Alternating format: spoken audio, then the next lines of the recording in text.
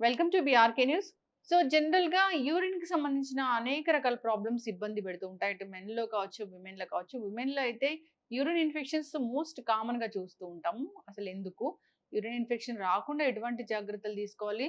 So ఇంకా మహిళల్లో ఈ జెనిటల్ ఇష్యూస్ అనేవి ఎందుకు వస్తూ ఉన్నాయి? కిడ్నీకి సంబంధించిన ఎలాంటి ఇష్యూస్ అనేవి వస్తూ ఉన్నాయి? రాకుండా జాగ్రత్తలు తీసుకోవాలి?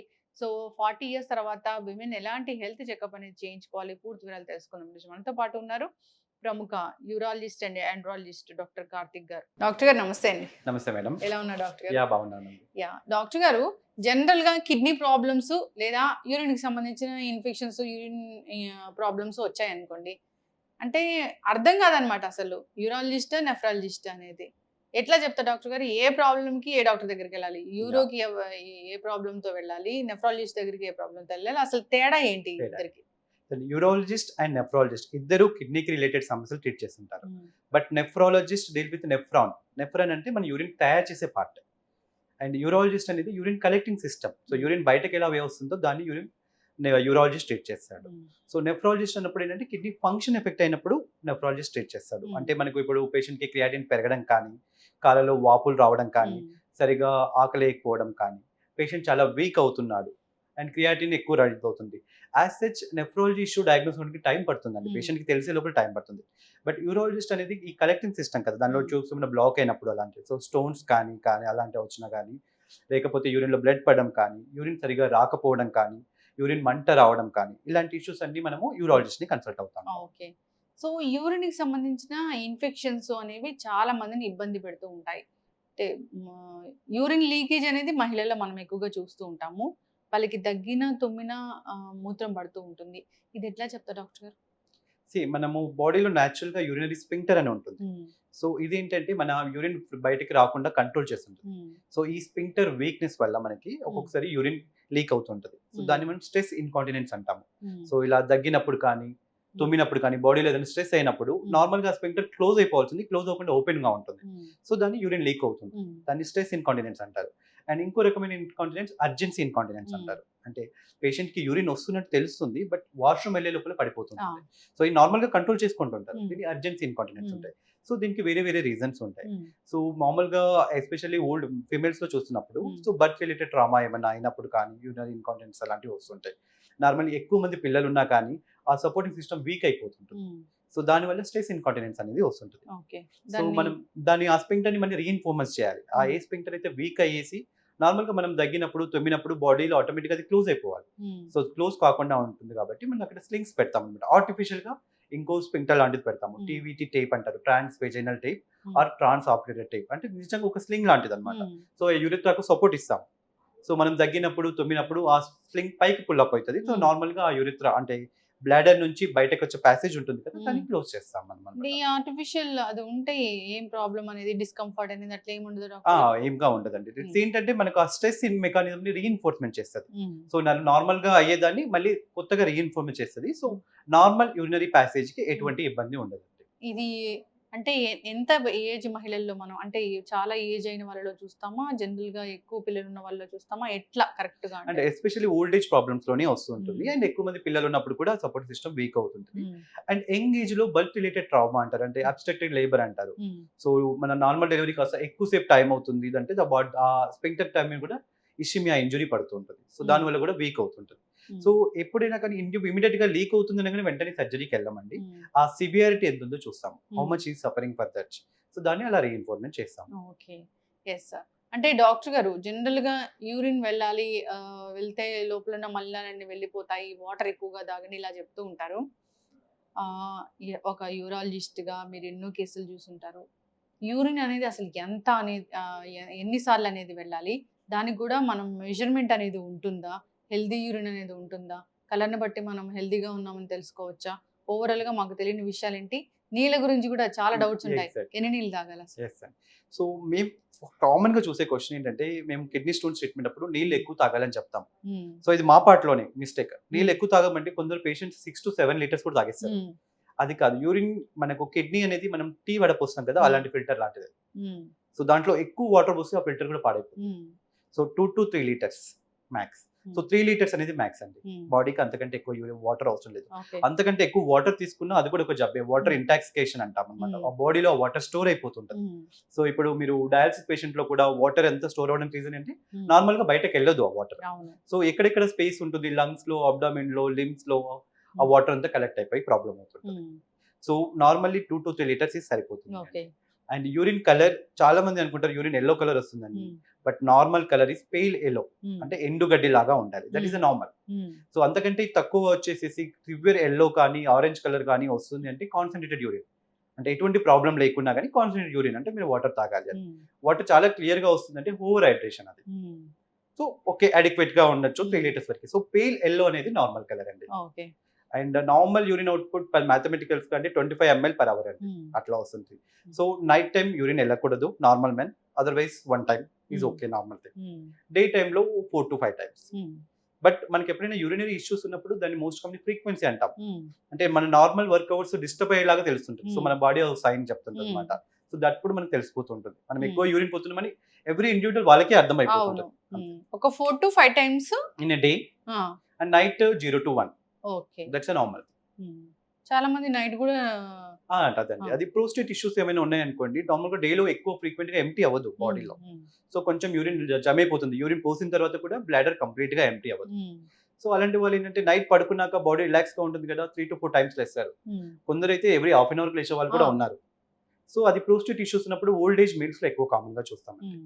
ఒకసారి డాక్టర్ దగ్గరికి వెళ్ళాలి మరి అలాంటి ఇష్యూస్. దట్ యూరినరీ కంప్లైంట్స్ లో ఇంకోటి ఫ్రీక్వెన్సీ అంటాం అనమాట. అదే ఎక్కువసార్లు యూరిన్ పాస్ అవ్వడము, అర్జెన్సీ అంటే యూరిన్ వచ్చినా ఆపుకోలేకపోవడము, మంట రావడము, బ్లడ్ రావడము, లేకపోతే కిడ్నీ స్టోన్స్ ఉంటే వెనకాల నుంచి ముందుకు పెయిన్ రావడం కానీ, ఇలాంటి సిమ్టమ్స్ ఉన్నప్పుడు మీరు పక్కగా యూరాలజిస్ట్ నే కన్సల్ట్.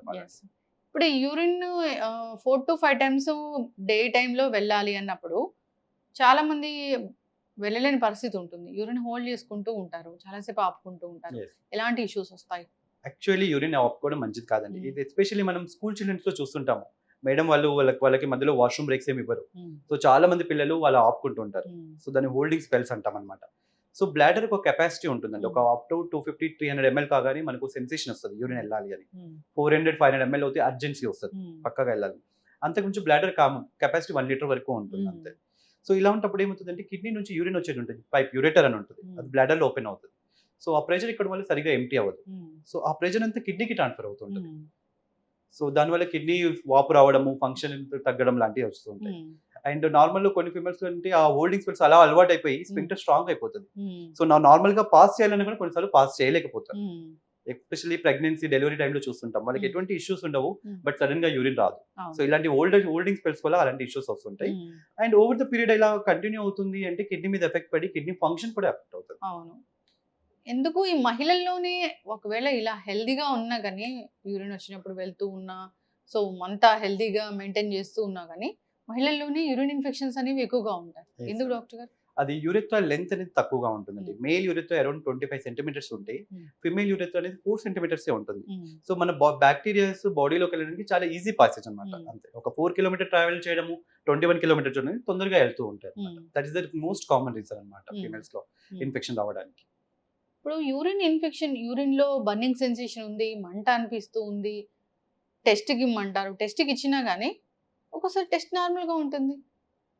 ఓకే, సో అది సిమ్టమ్స్ మామూలుగా కొంచెం మంట అనేది కాన్సన్ట్రేటెడ్ యూరిన్ వల్ల కూడా ఒక్కొక్కసారి మంట వస్తుంటుంది. ఏదైనా స్టోన్స్ ఉన్నా కానీ ఆ ఫీలింగ్ ఉంటుంది, మంట వచ్చినట్టు ఫీలింగ్ ఉంటుంది. సో ఇన్ఫెక్షన్ వల్లనే మంట రావాలని ఏం రూల్ లేదు. అండ్ మంట ఉన్నప్పుడు కూడా యూరిన్ శాంపుల్ ఎలా ఇస్తున్నది ఇంపార్టెంట్ అండి. సో యూరిన్ శాంపుల్ ఇచ్చేటప్పుడు అంటే ప్రైవేట్ పార్ట్ క్లీన్ చేసేసుకొని ఆ స్కిన్ రిట్రాక్ట్ చేసి మిడ్ స్ట్రీమ్ శాంపుల్ అంటాము. అంటే యూరిన్ కొంచెం పాస్ అయ్యాక మళ్ళీ మధ్యలో యూరిన్ ని పట్టుకోవాల్సి ఉంటుంది. అండ్ అది ఇమీడియట్ గా ప్రాసెస్ చేయాలి. మన దగ్గర చాలాసార్లు అలా బయట వదిలేసేస్తారు. సో అందులో ఉన్న బ్యాక్టీరియా కూడా చనిపోతాయి. సో కల్చర్ లో గ్రోత్ ఉండదు. అండ్ మోస్ట్ కామన్ టైమ్స్ ఏం చేస్తారంటే వాళ్ళు ఇంటి దగ్గర కానీ ఫార్మసీలో కానీ ఒక యాంటీబయాటిక్ తీసుకుంటారు. సో దానివల్ల కూడా రాదనమాట. సో ఎప్పుడు యూరిన్ శాంపుల్ ఇవ్వాలన్నా కానీ బిఫోర్ స్టార్ట్ ఆఫ్ యాంటీబయాటిక్స్ ఇవ్వాలి అండ్ మిడ్ స్ట్రీమ్ శాంపుల్ ఇవ్వాలి. సో దీనివల్ల రిజల్ట్స్ బెటర్ గా వస్తాయి, మనం ట్రీట్ చేయడానికి బెటర్ గా ఉంటుంది. మార్నింగ్ టైంలో ఇవ్వాలా? సెకండ్ మార్నింగ్ శాంపుల్ అండి. ఎర్లీ మార్నింగ్, ఫస్ట్ మార్నింగ్ కాదు. ఫస్ట్ మార్నింగ్ ఏంటంటే ఓవర్ ద నైట్ మనం పడుకొని ఉంటాం కాబట్టి సెకండ్ అందులో సెడిమెంట్స్ అన్ని స్టోర్ అయి ఉంటాయి. It's like almost 12 hours of the urine return అవుతుంది. So second sample will be better. అదే మనము ప్రోటీన్స్ కోసం చెక్ చేస్తున్నాము Hmm. లేదు అంటే అన్నప్పుడు మళ్ళీ morning sample better. Okay. So every indication కి each type of sample differ అవుతుంది. ఎస్. అయితే డాక్టర్ గారు జనరల్ గా కిడ్నీ బాగా పనిచేస్తుంది, నా కిడ్నీ మంచిగా ఉంది, హెల్తీగా ఉంది అని నేను ఎలా తెలుసుకుంటాను? అది కొన్ని రకాల టెస్ట్ వల్ల చేసుకోవచ్చు అండి. Hmm. First ultrasound abdomen KUB అంటారు.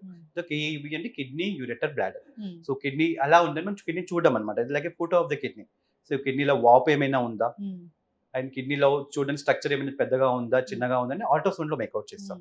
సో దాంట్లో ఏంటంటే విజిబుల్ స్టోన్స్ ఏమైనా ఉన్నాయా, సిస్ట్ ఏమైనా ఉన్నాయా, స్వెల్లింగ్స్, క్యాన్సర్ లాంటివి ఏమైనా ఉన్నాయా ఆల్ట్రాసౌండ్ లో కనబడుతుంది. Next come to the basic test serum creatinine. ఇది కిడ్నీ ఫంక్షన్. ఇది ఒక రకమైన వేస్ట్ మెటబాలిట్. బాడీలో పెరుగుతుంది అంటే కిడ్నీ ఫంక్షన్ చేయట్లేదు. ఇంకోటి కంప్లీట్ యూరిన్ ఎగ్జామినేషన్ సియుఈ అంటారు అనమాట.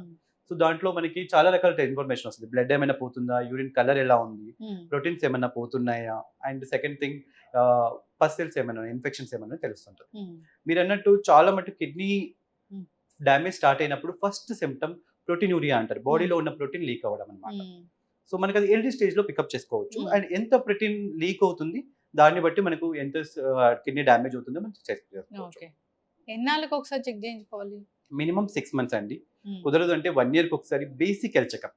సో ఫ్యాన్సీ టెస్ట్ కాకుండా CBP, ultrasonograph, chest x ray, ECG, this is called basic health checkup.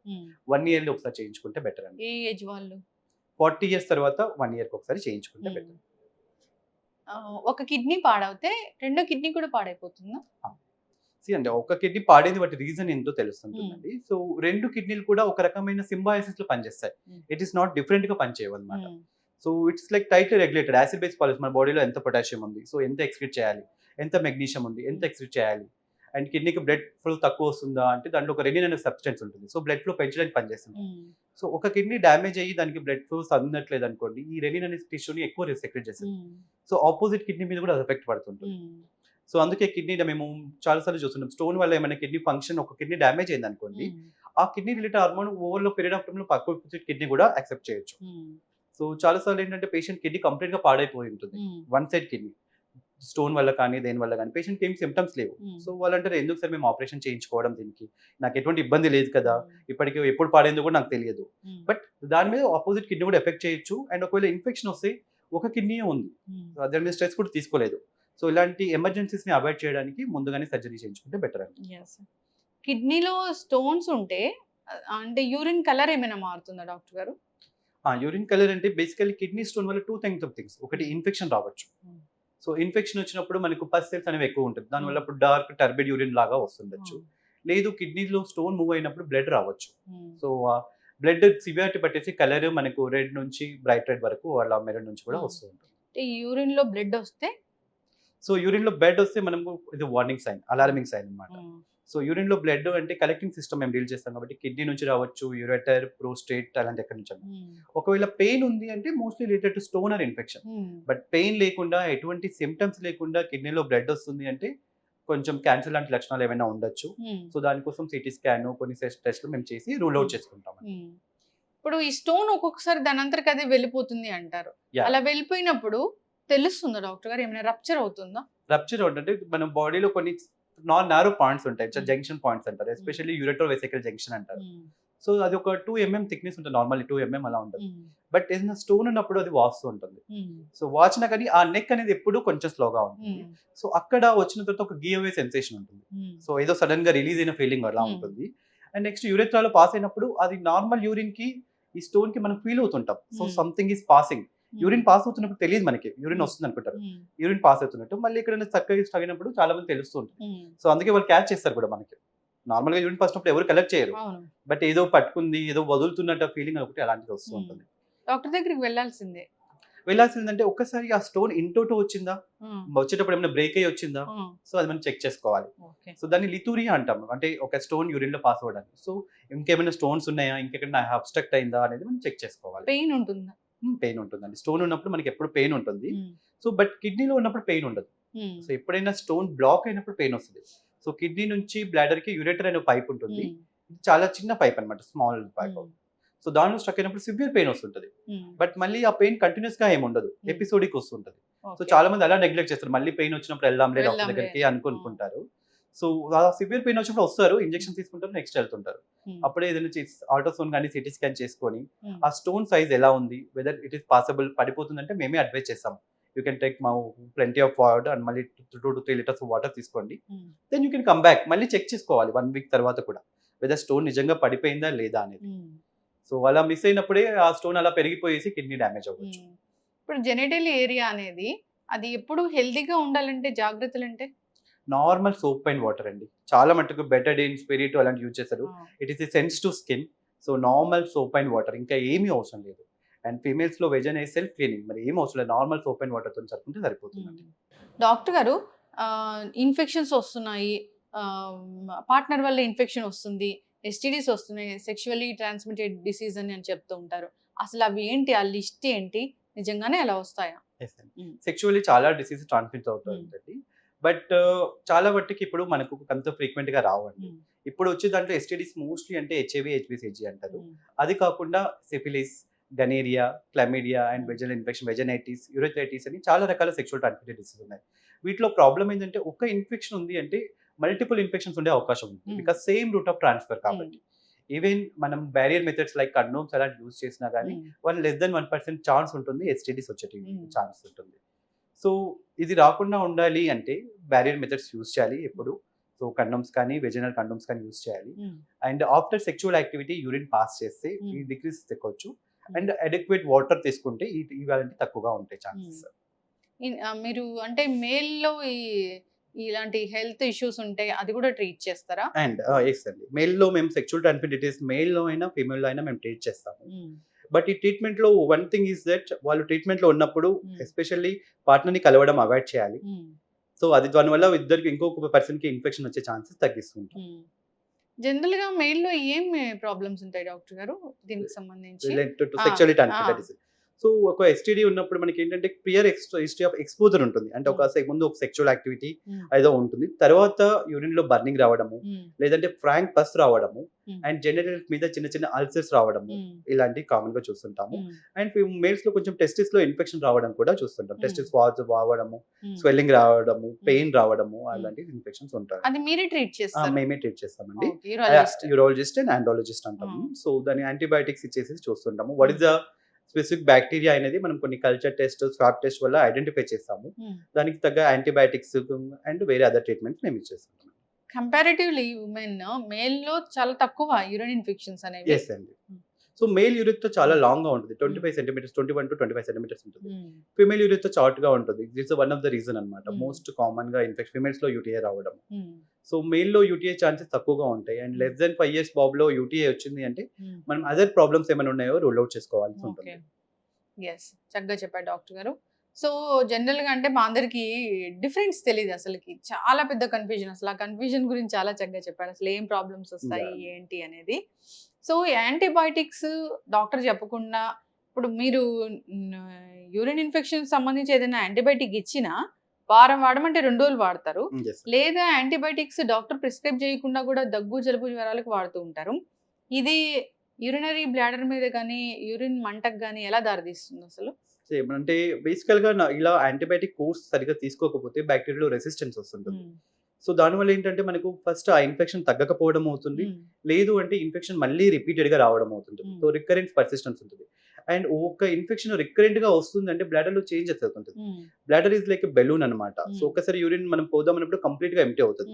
So ఆ వాల్ అలా థిక్నెస్ అయిపోయి మౌల్డ్ అయిపోతుంటుంది. సరిగా ఎంటీ అవ్వకపోవడం కానీ, కొంచెం యూరిన్ ఎక్కువ రిటెండ్ అవ్వడం కానీ, కిడ్నీ మీద ఇన్ఫెక్షన్ కిడ్నీ వరకు వెళ్ళడం కానీ, సో ఇలాంటి ఇష్యూస్ వస్తూ ఉంటాయి. So antibiotics minimum 7 days periods లో తీసుకోవాలి. అండ్ డాక్టర్ ని కన్సల్ట్ చేసి తీసుకొని అకార్డింగ్ టు కల్చర్ రిపోర్ట్ తీసుకుంటే ఇంకా బెటర్ అండి. డయాబెటిక్స్ లో ఎలాంటి ప్రాబ్లం చూస్తాము ఇలాంటివి యూరిన్ కి సంబంధించి కానీ? సో డయాబెటిక్స్ లో నార్మల్ గా జనరల్ గా కూడా ఇన్ఫెక్షన్ ఛాన్సెస్ ఎక్కువగా ఉంటాయి. సో బాడీలో డయాబెటిస్ ఎక్కడున్నా ఏ పార్ట్ అయినా ఇన్ఫెక్షన్ అయ్యే ఛాన్సెస్ ఉంటుంది. అండ్ ఈ డయాబెటిస్ వల్ల ఏంటంటే చిన్న చిన్న వెజల్స్ అనేవి సరిగా డ్యామేజ్ అయిపోతుంది. డయాబెటిక్ సిస్టోపతి అంటాము. సో బ్లాడర్ కాంట్రాక్టిలిటీ తక్కువ ఉంటుంది. సో దానివల్ల యూరిన్ రిటైన్ అవ్వడము, so bladder patient urine frequent గా ఎంటీ చేయకపోవడము, అలాంటి ఇష్యూస్ వస్తూ ఉంటాయి. సో దానివల్ల ఇన్ఫెక్షన్ ఛాన్సెస్ కూడా ఎక్కువ అవుతుంటాయి. సో బ్లాడర్ వర్క్ చేయకపోవడం, అండర్ యాక్టివిటీ అంటాము. సో బ్లాడర్ సరిగా ఎంటీ చేయదు అండ్ దానికి తోడు అలా ఉండడం వల్ల యూరిన్ ఎక్కువ స్టాగ్నెంట్ ఉండడము, and actually diabetics are prone for infections. So ఒక విషియస్ సైకిల్లో పోతూ ఉంటుంది అనమాట. సో ఇన్ఫెక్షన్ అవ్వడము, డయాబెటిక్ వల్ల బ్లాడర్ ఇంకా డ్యామేజ్ అవ్వడము, మళ్ళీ ఇన్ఫెక్షన్ అవ్వడము. సో వాళ్ళు లాంగ్ టర్మ్ గా బ్లాడర్ నార్మల్ టెండెన్సీ ఉంటుంది, తగ్గిపోతూ ఉంటుంది అది. సో ఫ్రీక్వెంట్ గా ఎంటీ చేయలేకపోతుంటారు, బ్లాడర్ చేంజెస్ ఉంటుంది, డయాబెటిక్ సిస్టోపతి అంటారు. డయాబెటీస్ ఉంది, వీళ్ళు ఎక్కువసార్లు యూరిన్ వెళ్తుంటారు అని అంటారు. అది మనకు డయాబెటీలో బాడీలో ఒక షుగర్ ఒక లెవెల్ వరకు ఉంటుంది, షుగర్ తో పాటే వాటర్ బయటకు వస్తుంటుంది. So that is a filtration process అనమాట. సో ఈ షుగర్ ఎక్కువ ఉంది అనుకోండి, ఆ ఎక్కువ షుగర్ కూడా బయటకు వెళ్ళినప్పుడు దాంతోపాటు వాటర్ కూడా ఎక్కువ బయటకు వచ్చేస్తుంది. సో దానివల్ల ఏంటంటే వాళ్ళకి యూరిన్ ప్రొడక్షన్ ఎక్కువగా ఉంటుంది. సో యూరిన్ ప్రొడక్షన్ వల్ల వాళ్ళకి మల్టిపుల్ టైమ్స్ యూరిన్ వెళ్ళాల్సి ఉంటుంది. మరి ఈ డయాబెటీస్ ఉన్న వాళ్ళు యూరిన్ ఇన్ఫెక్షన్స్ ఎక్కువగా వస్తూ ఉన్నాయి అన్నప్పుడు వాళ్ళకి జాగ్రత్తలు అంటే ఏం చెప్తారు డాక్టర్ గారు? ఫస్ట్ డయాబెటిక్ కంట్రోల్ అండి. షుగర్ మనకు కంట్రోల్లో ఉండాలి, బ్లాడర్ ఫ్రీక్వెంట్ గా ఎంటీ చేయాలి. మనకి సెన్సేషన్ లేకున్నా కానీ మనం ఇలాంటి వాళ్ళు ఏంటంటే 2 hours ఒకసారి వాష్రూమ్ యూజ్ చేయమని చెప్తాం అనమాట. That's called schedule voiding. So దానికి యూరిన్ సెన్సేషన్ లేకున్నా 2 hours ఒకసారి యూరిన్కి వెళ్ళిపోవడము, అండ్ ప్రైవేట్ పార్ట్స్ అవన్నీ నీట్ గా క్లీన్ గా పెట్టుకోవడము, ఇలాంటివి చేస్తుంటే డయాబెటీస్ లో కూడా ఇన్ఫెక్షన్స్ అంతా తగ్గించవచ్చు. డాక్టర్ గారు, బీపీ ఉంది, కిడ్నీలు చెక్ చేయించుకోమంటారు, ఎందుకు? ఫిల్టరేషన్ మేము ఇందాక చెప్పాను కదా. సో ఎక్కువ ప్రెషర్ తో ఫిల్టర్ చేసామనుకోండి, ఆ ఫిల్టర్స్ పాడైపోతుంటాయి. సో డయాబెటీస్ లో కూడా, హైపర్ టెన్షన్ లో కూడా అదే ఇష్యూస్ అవుతుంటాయి. సో కిడ్నీస్ మీద చాలా ఎఫెక్ట్ పడుతుంటది. And number of time the filtration process కూడా ఎక్కువ సార్లు అవుతుంది, ప్రెషర్ వల్ల ఎక్కువ బ్లడ్ వచ్చేస్తూ ఉంటుంది. సో దానివల్ల ఏంటంటే ఆ చిన్న చిన్న వెజల్స్ అవన్నీ డ్యామేజ్ అవుతాయి. ఫిల్టరేషన్ అనేది ఒక చిన్న మెంబ్రెయిన్ వల్ల అవుతుంటది అనమాట. అంత మైన్యూట్ మెంబ్రెయిన్ పాడవడం వల్ల కిడ్నీస్ ఎఫెక్ట్ అవుతుంటాయి. సో హైపర్ టెన్షన్, డయాబెటీస్ ఎక్కువ రోజులు ఉండి మీకు కంట్రోల్లో ఉన్నా కానీ కిడ్నీస్ ప్రాబ్లం అవుతాయి, because of it's long standing problem అనమాట. సో రెగ్యులర్ గా చెక్ చేసుకోవాలి. అండ్ కంట్రోల్ ఉండాలి అంటే చాలా మంది ఏం చేస్తారంటే ప్రెషర్ ఎక్కువ ఉన్నప్పుడు టాబ్లెట్స్ తీసుకుంటారు, ఆ ఫ్లక్చుయేషన్స్ అవాయిడ్ చేయాలండి. కొంచెం ఎక్కువ ఉన్న పర్లేదు, బట్ ఎక్కువ బీపీ వెళ్ళడము మళ్ళీ తగ్గడము, షుగర్ ఎక్కువ వెళ్ళడము మళ్ళీ తగ్గడము, ఇలాంటి వల్ల ఫ్లక్చుయేషన్స్ వల్ల ఎక్కువ డ్యామేజ్ అవుతుంది. డాక్టర్ గారు, ఒక్కొక్కసారి కొన్ని పేషెంట్స్ లో చూస్తూ ఉంటాం, అంటే హాస్పిటల్కి వెళ్ళినప్పుడు కనిపిస్తూ ఉంటారు, వాళ్ళకి ఒక యూరిన్ బ్యాగ్ అనేది పెట్టి ఉంటుంది, అది ఏంటి, ఎలాంటి కండిషన్ లో? ఎస్ అండి. సో దానికి మనకు వెరైటీ ఆఫ్ రీజన్స్ ఉంటాయండి. Whether patient is not able to empty bladder, so మామూలుగా యూరినరీ రిటెన్షన్ అంటారు. సో పెద్దవాళ్ళలో ఈ ప్రోస్టేట్ ఇష్యూ వల్ల సో వాళ్ళు ఎంప్టీ చేయలేరు అనమాట. ప్రోస్టేట్ అనేది యూరిత్రా ఓపెనింగ్ ఉంటుంది, దాన్ని పట్టుకొని ఉంటుంది. సో దానివల్ల ఎంప్టీ చేయలేరు అనమాట. సో దాన్ని రిటెన్షన్ లోకి వెళ్ళిపోతారు. సో అలాంటి వాళ్ళలో మనం బ్యాగ్ వేస్తాం. ఇంకోసారి ఇన్ఫెక్షన్స్ ఉన్న వాళ్ళలో కూడా బ్యాగ్ వేస్తాం. సో ఇన్ఫెక్షన్ ఏం చేస్తే ఆ ఇన్ఫెక్టెడ్ యూరిన్ బాడీలో ఎక్కువసేపు ఉండదు, సో అలా వెళ్తాము. అండ్ ఏదైనా ఆపరేషన్స్ అయినప్పుడు కూడా పేషెంట్ తనంతట తాను వాష్రూమ్ వెళ్ళలేని సిచ్యువేషన్ లో కూడా మనం యూరినరీ బ్యాగ్ వేస్తుంటాం. సో అలాంటప్పుడు ఏంటంటే 1-2 days తర్వాత తీసేస్తాము. బట్ ఈ ప్రోస్టేట్ ఇష్యూస్ వల్ల ఏంటంటే మేము ఒక మెడికేషన్ పెట్టి 2 weeks తర్వాత ట్రయల్ చేస్తాం, వెదర్ పాస్ చేస్తుందా లేదా అని. నెక్స్ట్ వెదర్ కంటిన్యూ విత్ మెడిసినా లేకపోతే ఏమైనా సర్జరీ చేయాలని చేస్తుంటాం. ఓకే, చక్కగా చెప్పారు డాక్టర్ గారు. అయితే మేల్ నుంచి ఫీమేల్ కి, ఫీమేల్ నుంచి మేల్ కి ఈ ఇన్ఫెక్షన్స్ రాకుండా ఉండాలంటే కొన్ని రకాల జాగ్రత్తలు, ఈ జాగ్రత్తలు తీసుకోండి అని అంటే ఏం చెప్తారు? First of all water intake అండి. ఇదంతా మనది ఒక బాడీలో అంతా లూబ్రికేషన్ సిస్టమ్ లాగా. వాటర్ ఎక్కువ ఉన్నాయనుకోండి, సెల్స్ యాక్టివ్ గా ఉంటాయి, వాటి మధ్యలో బ్యాక్టీరియా వెళ్ళడానికి స్పేస్ ఉండదు. సో వాటర్ ఎక్కువ తీసుకుంటూ ఉండాలి. అండ్ సెక్షువల్ యాక్టివిటీ తర్వాత ప్రైవేట్ పార్ట్స్ వాష్ చేసుకోవడము అండ్ యూరిన్ ఎంప్టీ చేయడం వల్ల అన్ని రకాల ఇన్ఫెక్షన్స్ తగ్గించవచ్చు. అండ్ ఎవరైనా పార్ట్నర్ కి ఒక ఇన్ఫెక్షన్ ఉంటే కొన్ని రోజులు అవాయిడ్ చేయడం కానీ, లేదంటే బ్యారియర్ మెథడ్స్, కండోమ్స్ యూజ్ చేయడం వల్ల ఇన్ఫెక్షన్స్ అంతా తగ్గించవచ్చు. ఓకే. సో ఒక 40 ఏళ్ల తర్వాత ఒక స్త్రీ యూరిన్ వాళ్ళ జెనిటల్ ఆర్గాన్స్ కానీ, వాళ్ళ ట్రాక్ కానీ, వాళ్ళ కిడ్నీలు కానీ బాగున్నాయి అన్నప్పుడు ఉన్నాయా లేదా తెలుసుకోవడానికి కేయూబీ టెస్ట్ అనేది సరిపోతుంటుంది. అండ్ సిమ్టమ్స్ ఉంటాయి మేడం, డిసూరియా కానీ ఇలాంటి ఏమైనా వచ్చినప్పుడు ఒకసారి డాక్టర్ ని కలవాలి. సో ఫిమేల్స్ లో ఏంటంటే ఒక్కసారి ఆ మెనోపాజ్ వచ్చేవరకంటే ఈస్ట్రోజన్ హార్మోన్ తగ్గిపోతుంది. సో ఈస్ట్రోజన్ హార్మోన్ ఏంటంటే జెనిటల్ హెల్త్ అంతా కాపాడుతుంది, టిష్యూ స్ట్రెంత్ అంతా కాపాడుతుంది. అది లేనప్పుడు మనకి ఇలాంటి ఇష్యూస్ కూడా వస్తూ ఉంటాయి.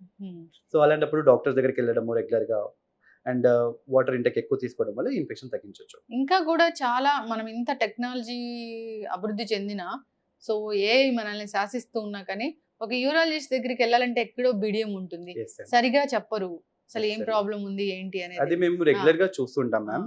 So this is confidence health అనమాట. ఎవరైనా ఒకరు తను యూరిన్ లీక్ అవ్వడం కానీ, లేకపోతే ఏదైనా ప్రైవేట్ పార్ట్ లో ఇన్ఫెక్షన్ కానీ, ఏదైనా sexual related problems like infertility అని, ఆ బయట సోషల్ స్టిగ్మా చాలా ఉంటుంది, పీపుల్ మమ్మల్ని జడ్జ్ చేస్తారు అన్న దాంట్లో ఉంటుంది. సో ఫస్ట్ ఆఫ్ ఆల్ వాళ్ళే డినైల్ మోడ్ లో వెళ్ళిపోతారు. నాకు ఇవాళ వాటర్ ఎక్కువ తాగాను కాబట్టి ఇట్లా వచ్చింది, ఈ రోజు నేను టెన్షన్ లో ఉన్నాను కాబట్టి. సో ఫస్ట్ డాక్టర్ని కలవడం తగ్గిస్తారు. సెకండ్ థింగ్, వాళ్ళు ఎవరితో షేర్ చేసుకోలేరు. బేసికల్‌గా ఫ్యామిలీస్‌లో కూడా ఎవరితో షేర్ చేసుకోలేరు. సో మాతో ప్రెజెంట్ అయ్యేటప్పటికి కూడా వాళ్ళు ఫ్యామిలీ మెంబర్స్ ఉన్నా గానీ, వాళ్ళ ముందు షేర్ చేసుకోవడానికి కూడా కొంచెం ఇబ్బంది పడుతూ ఉంటారు. సో ఆ సోషల్ స్టిగ్మా వచ్చేసి దిస్ ఇస్ ద థింగ్, మనం దీన్ని కరెక్ట్ చేయొచ్చు, దానికి కొన్ని ట్రీట్మెంట్ ఉన్నాయి, నీడ్ నాట్ టు వరీ అని చెప్తే కూడా దానివల్ల చాలా హెల్ప్‌ఫుల్ ఉంటాయి.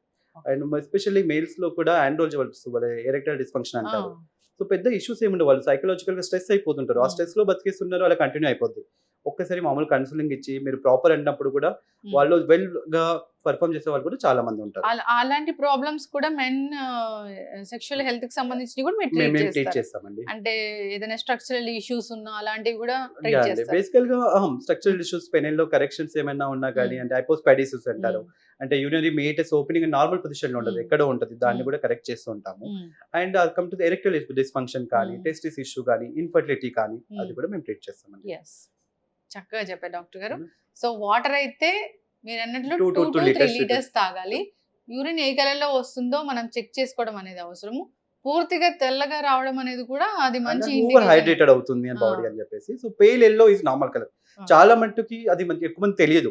Pale yellow is normal colour of urine అని చెప్పేసి. సో యెల్లో వచ్చేసరికి నేను వాటర్ తాగట్లేదు అని చెప్పేసి తాగుతూనే ఉంటారు అనమాట. అండ్ ఎక్కువ వాటర్ తాగడం కూడా మంచిది కాదు. So 2 to 3 liters is sufficient for body. అది ఫైనల్ క్వశ్చన్ డాక్టర్ గారు. యూరిన్ వెళ్ళినా కానీ ఇంకా ఏదో మిగిలి ఉన్న ఫీలింగ్ అనేది ఉంటుందని చెప్తూ ఉంటారు అందరూ. అది ఏంటండి? అంటే బ్లాడర్ సరిగా ఎంప్టీ అవ్వకపోవడం అండి. దాన్ని మేము పోస్ట్ వాయిడ్ రెసిడ్యూ అంటారు. అంటే వాయిడ్ అంటే యూరిన్ పోయడము. సో యూరిన్ పోసిన తర్వాత కూడా మిగిలిపోతూ ఉంటది. సో దాంట్లో ఏంటంటే బ్లాడర్ అవుట్లెట్ అబ్స్ట్రక్షన్, బ్లాడర్ నుంచి బయటకు వచ్చే వేలో ఏదో ప్రాబ్లం ఉంది అని. సో మేల్స్ లో ఎవరు 60 ఇయర్స్ ఉంటే ప్రోస్టేట్ ప్రాబ్లమ్స్ ఉంటాయండి. అండ్ మేల్స్ అండ్ ఫీమేల్స్ లో ఆ వే ఏమైనా క్లోజ్ అయిపోయింది, దాన్ని యూరిథ్రల్ స్ట్రిక్చర్ అంటాం.